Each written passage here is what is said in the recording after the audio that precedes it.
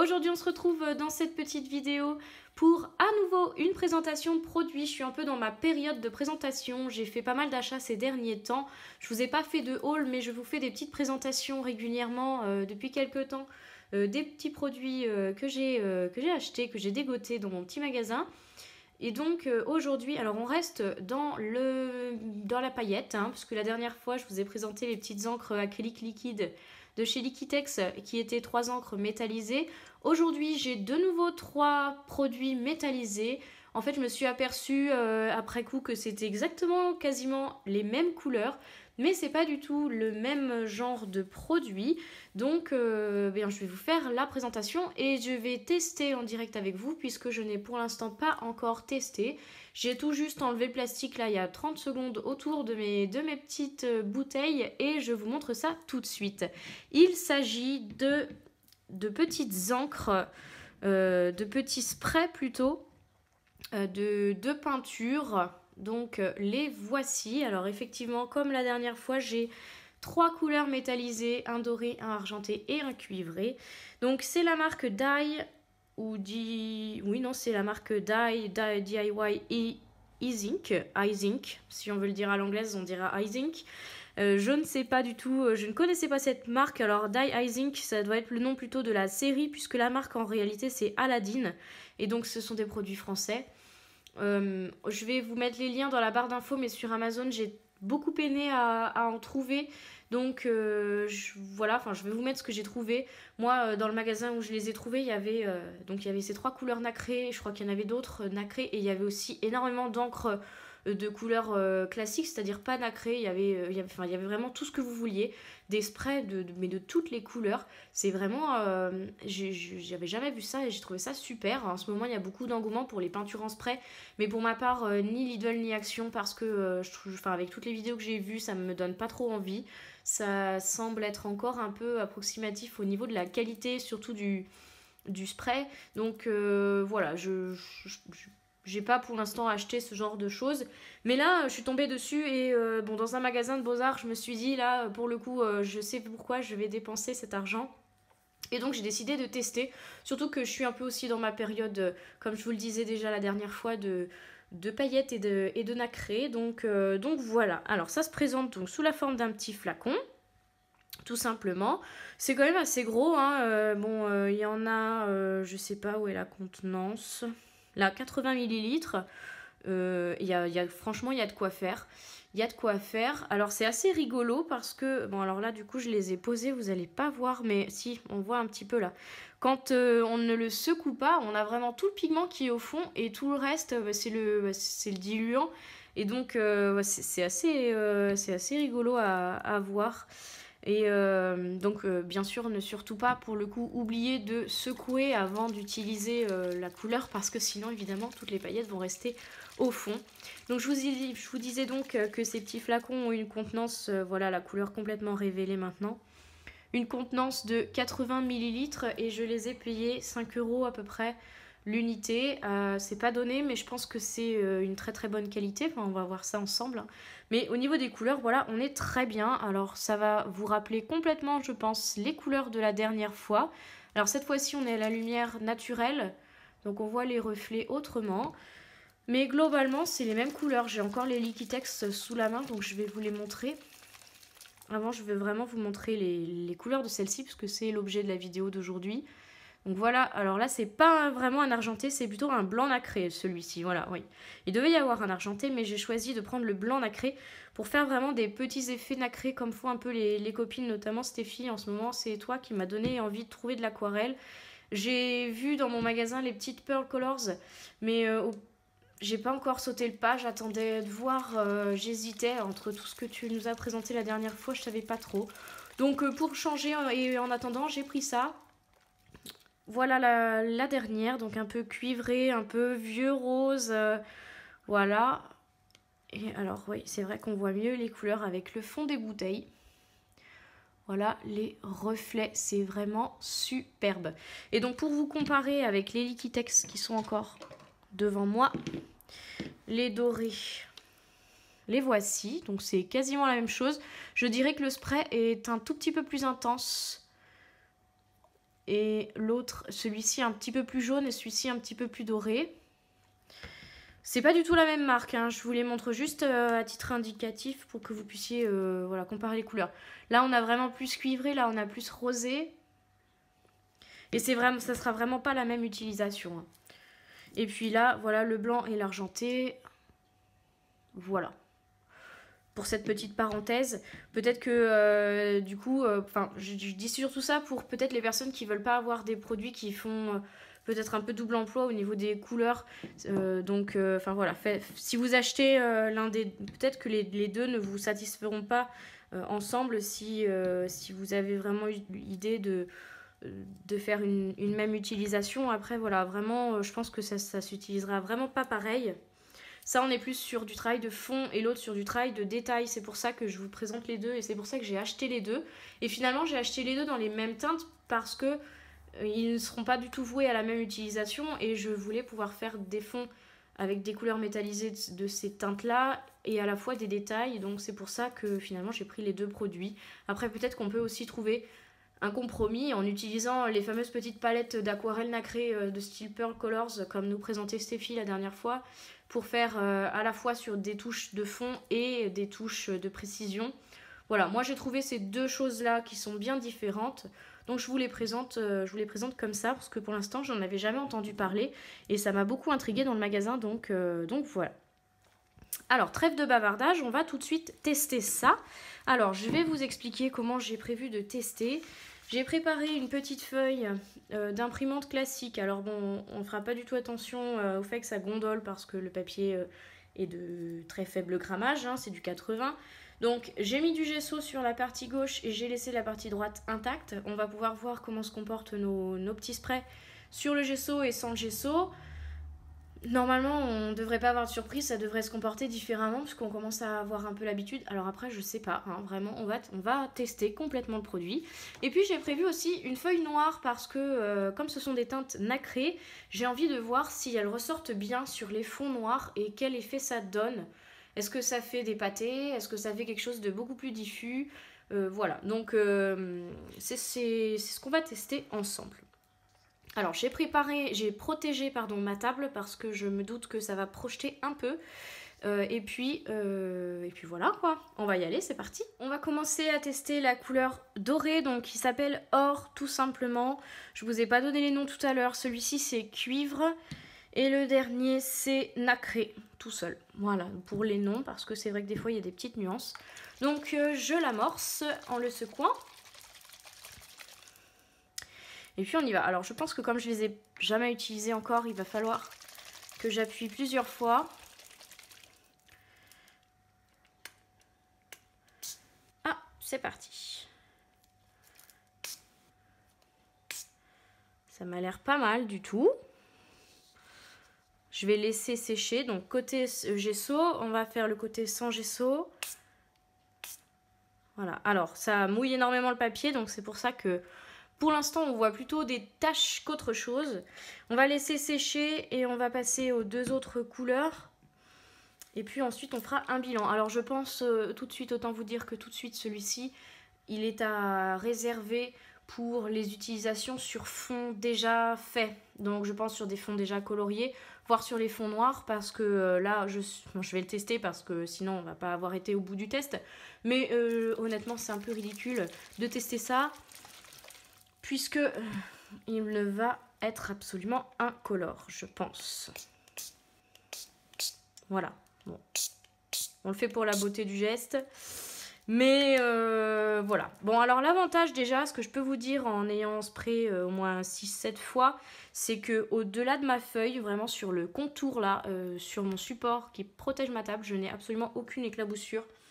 Donc c'est... Ou alors, ouais... toute petite, hein. C'est vraiment... non, ça n'éclabousse pas. Donc ça, c'est bien. Alors après, à voir, il faut... Bon, alors là, le papier est de très mauvaise qualité, donc forcément que ça aura peut-être traversé un peu. Faudra voir ça après coup, quand ça aura complètement séché. On teste la troisième teinte.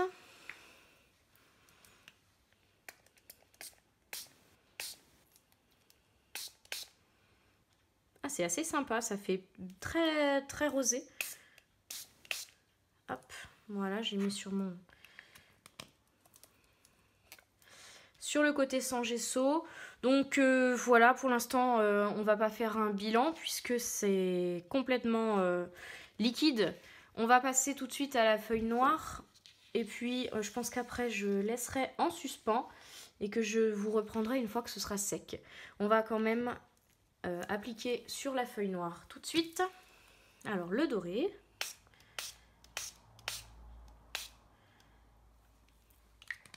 Ça m'a l'air pas mal du tout, hein. Sur le fond noir, ça peut être super sympa. Et franchement, c'est assez joli, hein, comme je me mets, on va dire, à aller 30 cm de la feuille. Alors celui-ci, il a un jet qui est un peu à la verticale, je dirais. Là, ça fait plutôt des taches un peu ovales. Là, ça fait presque plutôt des lignes. On a toujours un peu de surprise quand on a des sprays, c'est pas évident de gérer le jet, si on peut dire ça comme ça, n'est-ce pas? On teste le blanc. Alors là, pour l'instant, vous voyez rien du tout sur la couleur rose, je suis en train de me rendre compte à l'écran. Mais c'est aussi parce que j'avais mis de quoi protéger devant et que ça coupe un peu la lumière. Mais je vous remontrerai tout ça lors du bilan une fois que ce sera sec. Hop, et le blanc, c'est super joli. Et on peut faire, je pense, des mélanges très sympas. Alors ça a une petite odeur. C'est franchement pas hyper désagréable. J'ai pas non plus le nez dessus et ça va pas sentir non plus dans toute ma pièce. Voilà, mais bon, comme dans tout ce genre de produits, hein, on a des petites odeurs. Mais honnêtement, je trouve pas que ce soit pour le moment hyper prenant. Voilà. Alors je vais enlever mon carton qui protégeait. Du coup, on va mieux voir un peu là. Le rendu sur feuille noire, il est carrément plus joli que le rendu sur la feuille blanche, hein. Je la vois sécher à côté de moi. Honnêtement, je pense que c'est pas à utiliser pour faire un fond. C'est à utiliser pour agrémenter un fond. Donc pour agrémenter un fond noir dans un livre, je pense notamment au livre de Maria Troll, ils ont pas mal de fonds noirs. Et je pense que ça peut donner un relief sympa dans le fond que d'utiliser un peu de ça. Et puis sinon sur tous les fonds qu'on peut faire, je pense par exemple au fond aquarelle ou enfin voilà, ce genre de choses où on veut donner des petits reflets.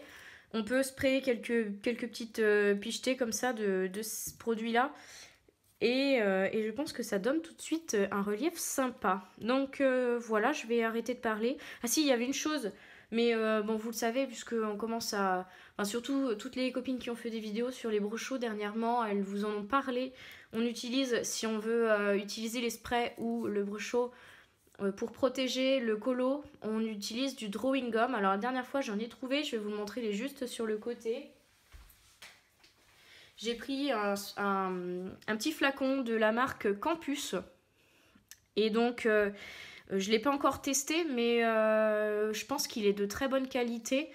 Campus, c'est une bonne marque qui n'est pas très chère. Moi, les pastels secs, ce sont des pastels secs de cette marque-là et je n'en suis vraiment pas déçue.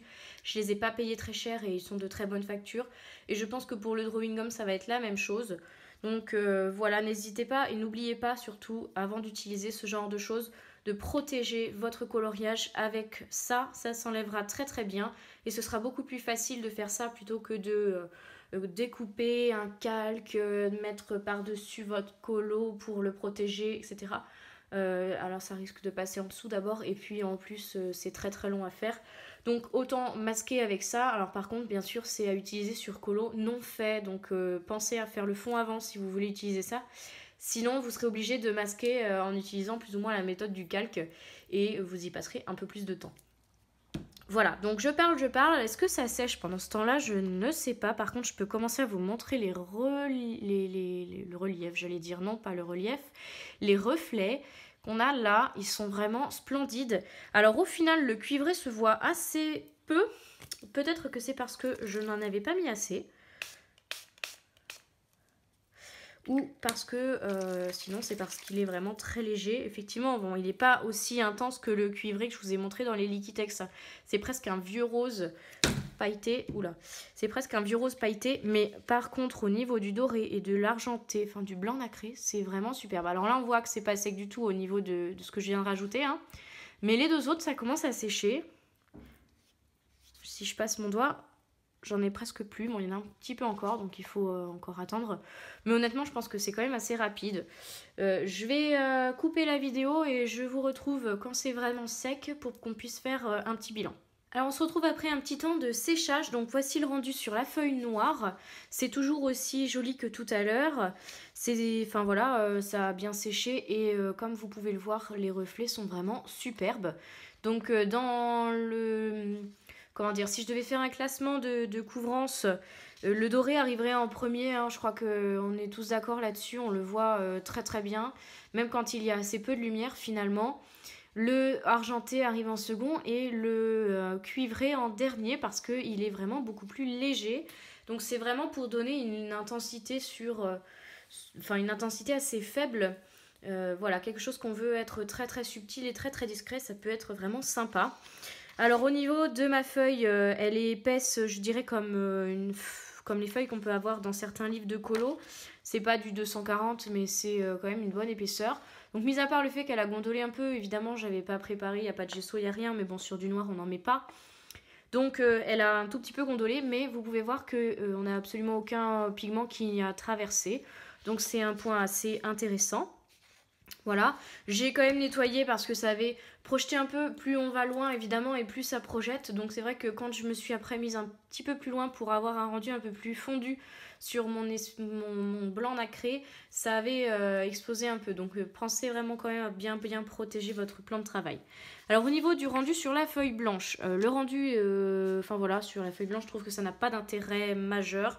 Au niveau du gesso, je le conseille pas. Parce que comme le papier ne boit pas, finalement ça va faire des pâtés. Et alors ça peut être sympa pour des effets de texture avec l'aquarelle, mais pour ce genre de produit là je le recommande pas. C'est voilà, ça vous avez vu, c'est pas joli, ça a filé dans les plis du papier. Donc vraiment côté gesso, à mon avis, à bannir avec ce genre de produit. Ou en tout cas il faut que entre le gesso et ce produit il y ait une couleur qui a été appliquée. Je vous montrerai après. Et par contre sur le côté sans gesso, alors évidemment on a quelque chose de beaucoup moins voyant puisque quand même les couleurs sont plus intenses sur le gesso. Le problème du gesso, je viens de vous le donner, mais là on a quand même des jolis reflets. Si je vous mets à la lumière, on voit quand même. Alors c'est pareil, hein, c'est très diffus. Le doré on le voit plus, le argenté blanc nacré un peu moins et le cuivré un peu moins aussi. Mais c'est pas mal. Après, comme je vous le disais, moi je pense pas l'utiliser pour faire un vrai fond à part entière. Je pense que j'utiliserai toujours par-dessus des couleurs. J'ai utilisé sur un colo et donc j'avais caché, parce que j'ai pas pris le temps de faire un calque, etc. J'ai caché mon dessin central avec ma feuille et donc ça a projeté un peu dessus. On peut peut-être apercevoir que ça brille un peu. Alors je sais pas du tout si vous le verrez, mais... Voilà, j'ai utilisé du nacré et ça brille un peu là sur tout l'avant de mon papier. Donc je vais vous montrer le rendu sur le colo. Vous le connaissez, hein, je vous en avais votre dose en ce moment de ce coloriage. Mais promis, c'est la dernière fois que je vous le montre avant la vidéo des coloriages terminés des 3 prochains mois. Donc voilà, vous serez tranquille un moment avec. C'est donc celui-là. Donc voilà, hein, je vous le présente plus. Mais donc, si j'arrive à vous montrer, voilà, je vais rajouter sur le fond le blanc nacré et c'est vrai que quand on le met à la lumière ça fait un effet qui est vraiment super sympa. Quand on regarde le coloriage sans orientation particulière à la lumière, on ne le remarque pas, mais c'est vrai que dès que on se met dans un certain angle ça se voit et c'est assez joli. Alors voilà, c'est un produit assez sympa finalement, ces petites bouteilles d'encre en spray. Je suis pas encore conquise à 100%, mais j'aime beaucoup l'utilisation. Je trouve ça assez rapide, juste pour une petite touche nacrée sur un fond, hop. Et voilà, donc pour ça, je trouve que c'est quand même un bon produit. Je mettrai pas 9 sur 10, comme je vous avais dit pour les Liquitex. Peut-être que là, je mettrais 7. Allez, 7-8 sur 10. Mais c'est vraiment pour moi un bon produit. Après, je pense qu'effectivement, si on veut pouvoir faire des vrais fonds avec, les teintes classiques, donc non nacrées, peuvent être vraiment superbes. Je pense que quand je retournerai dans le magasin, je m'en achèterai quelques-unes. Peut-être ils avaient des turquoises absolument splendides. Et je pense que là, on va pouvoir faire des fonds vraiment superbes avec.